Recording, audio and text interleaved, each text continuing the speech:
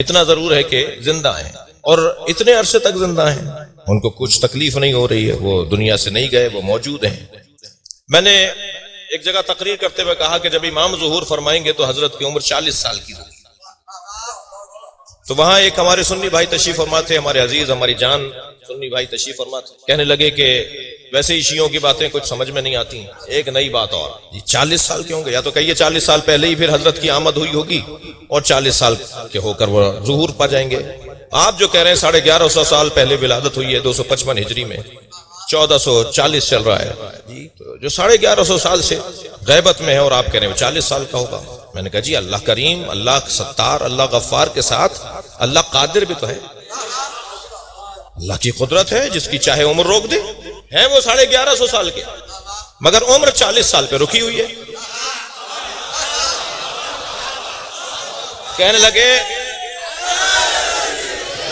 کیونکہ سرکار نے اعلان نبوت 40 سال کی عمر میں کیا نا، تو وہی ایک ایک لمحہ، ایک ایک بال نبی جیسا ہے میرے مولا مہدی کا، ایک ایک ادا، ایک ایک ادا، نام بھی وہی ہے، کنیت بھی وہی ہے، اسم بھی وہی ہے، حلیہ بھی وہی ہے، چال بھی وہی ہے، چہرہ بھی وہی ہے جی۔ تو وہ اس شباہت کے اندر یہ بھی تو ضروری ہے نا کہ 40 سال کے ہوں، 40 سال کی عمر میں آ کر ظہور فرمائے۔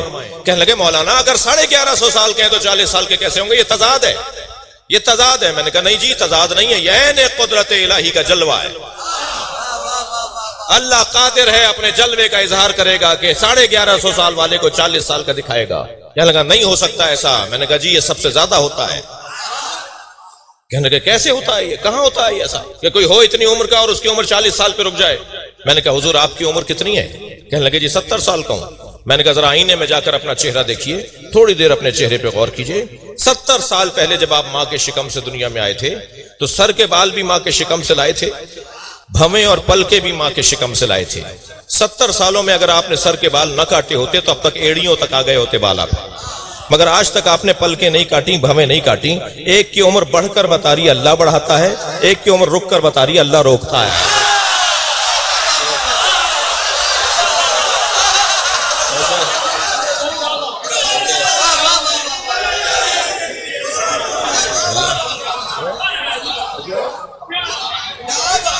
اللہ قادر ہے، اللہ قادر ہے۔ اب یہ جو آب حیات پیے ہوئے لوگ ہیں نا، ان کی زندگی پر تو مجھے یقین ہے، میں اپنے مضمون سے دور ہونے کا خوف رکھتا ہوں، ورنہ میرا دل کر رہا ہے کہ حضرت خضر کے بارے میں تھوڑی سی بات ہو جی، مگر کیا کریں کہ وقت کی تنگی ہے۔ حضرت یہ 4 ہستیاں، میں ترک کر رہا ہوں اس بات کو، یہ 4 ہستیاں آب حیات پیے ہوئے ہیں۔ آب حیات انہوں نے پیا ہے تاکہ یہ زندہ رہیں۔ جب میں اپنے معصوم امام، چھٹے امام اور 12ویں امام پہ غور کرتا ہوں نا، تو وہ آب حیات نہیں ہے، عین الحیات ہے۔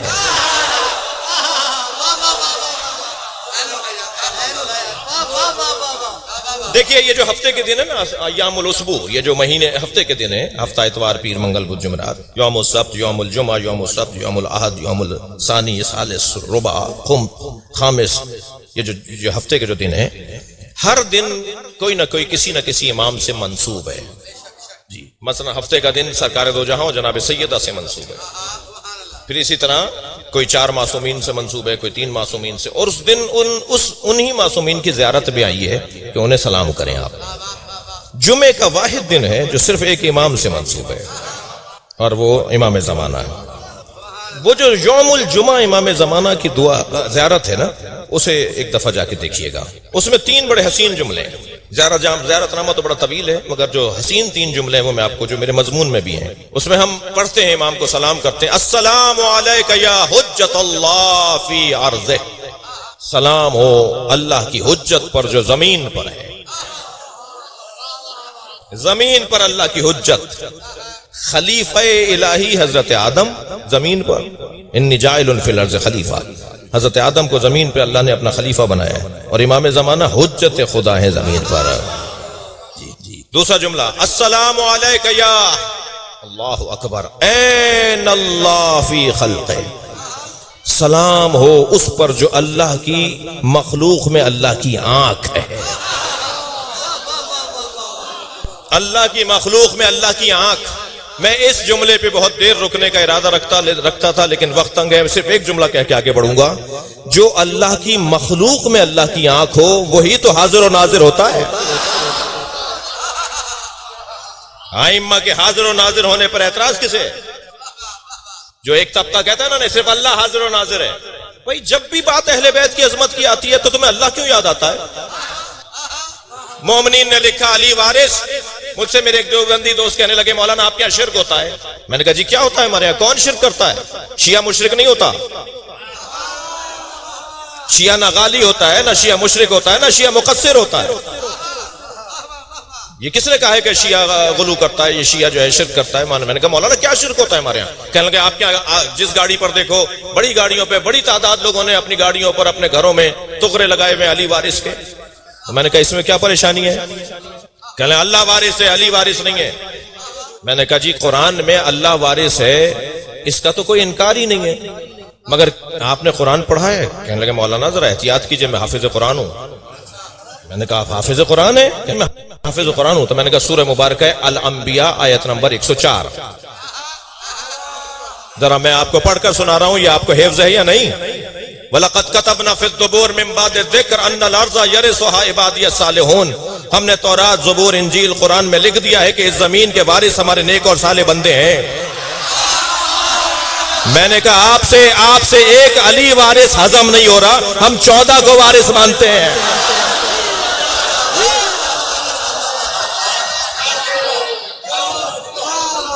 قرآن پکار کے کہہ رہا ہے زمین کے وارث نیک اور صالح بندے ہیں. اللہ وارث ہونے میں تو کوئی بحث ہی نہیں ہے، کوئی بحث ہی نہیں ہے، کوئی گفتگو نہیں ہے. اللہ وارث ہے.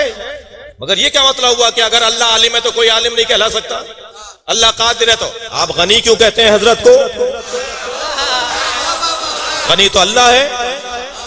ایک صاحب کہنے لگے مولا کائنات جملہ غلط ہے، مولا کائنات علی کو نہیں کہنا چاہیے، اللہ ہے مولا کائنات. میں نے کہا پھر غنی بھی صرف اللہ ہے؟ تو یہ نہیں ہوگی بات. شہید اللہ ہے. شہید امام مولا علی کو بھی قرآن میں اللہ نے کہا ہے سورہ مبارکہ رات کی آخری آیت میں. اپنے نبی کو اللہ نے شہید کہا ہے. اللہ اولائے شہیدہ، میرا نبی سارے نبیوں پہ شہید ہے. شہیدن بینی و بینکم ومن عندہ علم الکتاب. اللہ نے مولا علی کو بھی شہید کہا ہے، اپنے آپ کو بھی شہید کہا ہے، رسول اللہ کو بھی شہید کہا ہے. ہمارے ہاں جو مومنین شہید ہوئے ہیں، ہمارے جو فوجی شہید ہوئے ہیں وہ بھی شہید ہیں. تو سارے برابر ہیں کیا؟ سارے ایک جیسے ہیں؟ لفظ ایک ہے، مطلب ایک نہیں ہے. الفاظ ایک ہوتے ہیں. وہ بھی عالم ہے، ہمارے مولانا بھی عالم ہے، مولا علی بھی عالم ہے. تو سارے کیا عالم برابر ہیں؟ لفظ ولادت حضرت عیسیٰ کے لیے، حضرت امام حسین کے لیے، ائمہ کے لیے لفظ ولادت استعمال ہوا ہے قرآن اور حدیث کے اندر. ہماری بھی ولادت ہوتی ہے، ان کی بھی ولادت ہوتی ہے. ہماری ولادت میں نجاست ہے، ان کی ولادت میں طہارت ہے.